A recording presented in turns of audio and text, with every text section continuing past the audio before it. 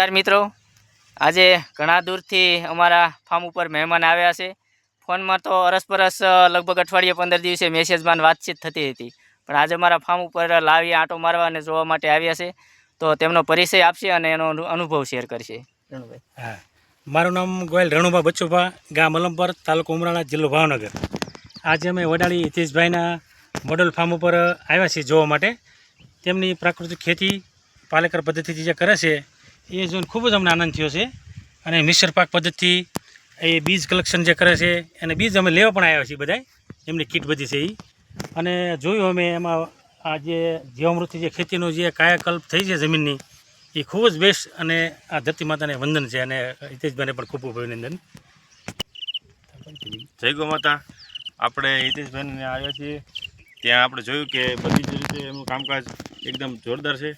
અને ગાય આધારિત ખેતી જે પાલેકરજી આધારિત જે કીધેલ છે 5 આયામો સાથે, તેનો સંપૂર્ણ ઉપયોગ કરી અને બીજ કલેક્શન કરે છે અને બધી જ દેશી વેરાયટી અને તેનું કલેક્શન આપણે અહીંથી મળી રહેશે। જય ગૌ માતા।